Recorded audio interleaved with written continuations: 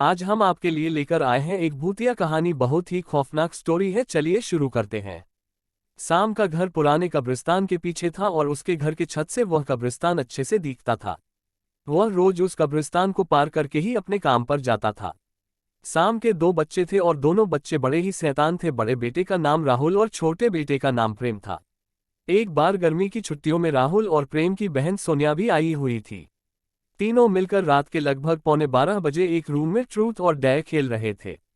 राहुल सोनिया से पूछता है कि तुम ट्रूथ लोगी या डेयर। सोनिया डेयर लेती है और पूछी है कि तुम लोग कुछ खतरनाक करने के लिए तो नहीं कहोगे ना। राहुल चलो हम कब्रिस्तान में जाकर खुद ही देख लेते हैं।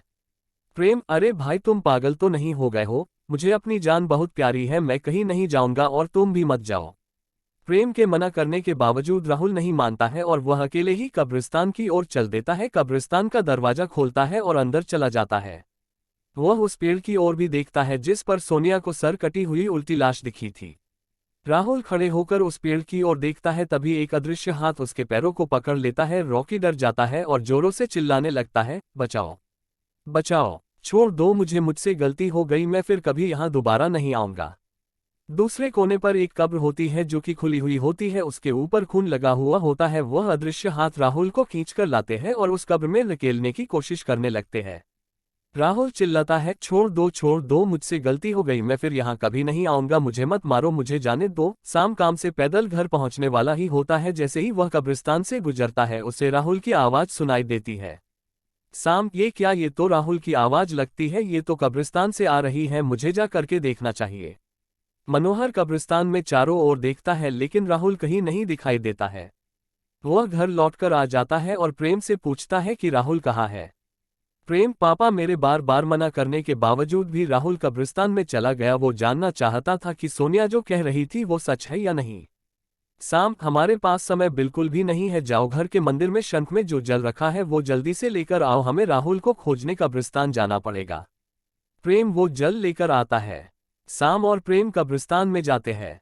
मनोहर जल छिड़कता है, फिर उसे किसी के घसीटने का निशान दिखाई देता है। वह समझ जाता है और फिर उस निशान का पीछा करते हुए उस कब्र तक पहुंच जाता है। साम कब्र के आसपास वो जल छिड़कता है। कब्र से अजीब अजीब सी आवाजें आती है। प्रेम बहुत डर जाता है।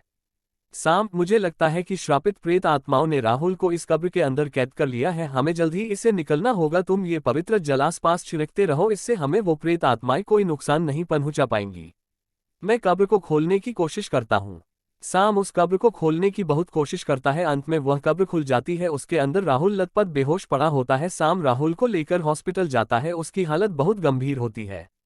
उस दिन के बाद साम उस घर को छोड़कर शहर से दूर एक दूसरे घर में अपने पूरे परिवार के साथ रहने चला जाता है।